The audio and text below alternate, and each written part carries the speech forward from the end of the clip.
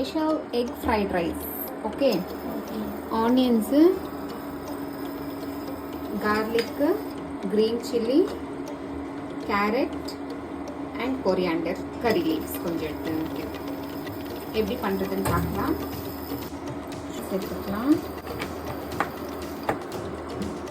நான் வந்து 2 முட்டை தான் எடுத்துன்னு இருக்கேன். வேணும்னா எக்ஸ்ட்ரா முட்டை ஆட் பண்ணிக்கலாம். முட்டை வச்சுக்கலாம்.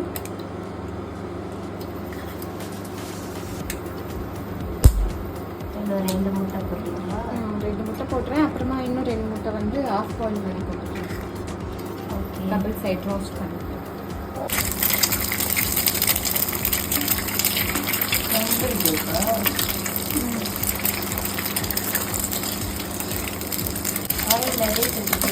இல்லை, இதுலேயே ஒரு சைடு எக்கு எடுத்தால் இருக்கும். இதில் எல்லாத்தையும் ஆட் பண்ணிடலாம். யூஸ்வலாக எடுத்துப்பேன் பிளேட்டில். இப்போது மைண்ட் சேஞ்ச் பண்ணிக்கிறேன்.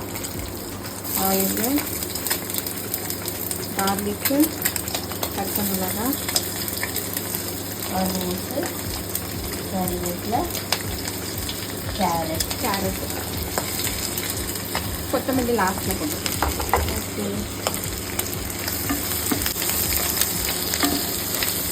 இதுக்கு தேவையான அளவு சால்ட் சேர்த்து இதிலே வதக்கிக்கலாம்.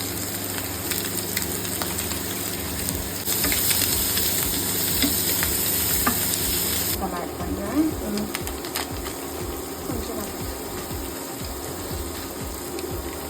கொஞ்சமாக சில்லி பவுடர். ஆல்ரெடி நம்ம சில்லிஸ் ஆட் பண்ணியிருக்கிறோம். க்ரீன் சில்லிஸு ப்ளஸ் பெப்பர் தூள் ஆட் பண்ண போகிறோம். ஓகே. இந்த மெத்தடில் பண்ணி நம்ம சப்பாத்திக்கும் யூஸ் பண்ணிக்கலாம். ஓகே, இப்போ ஒரு வேளை மைண்டு சேஞ்ச் ஆயிடுச்சுன்னா இதை எடுத்து வச்சு சப்பாத்தி பண்ணிவிட்டு இதுக்கு சப்பாத்தி வித் முட்டை சாப்பிட்டுக்கலாம். போதும். இதில் வந்து நம்ம ஒயிட் ரைஸ் ஆட் பண்ணிக்கலாம்.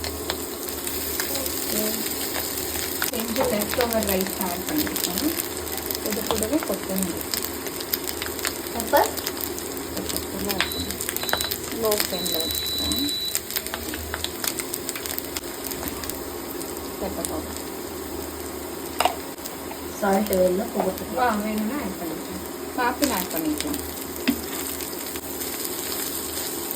ரொம்ப ஈஸியான எக் ஃப்ரைட் ரைஸ் நம்ம வீட்டில் பண்ணிக்கலாம். ரெடி. நீங்களும் உங்கள் வீட்டில் இந்த மாதிரி ட்ரை பண்ணி பாருங்கள். பாய் பியூட்டிஸ். பாய். பாய்.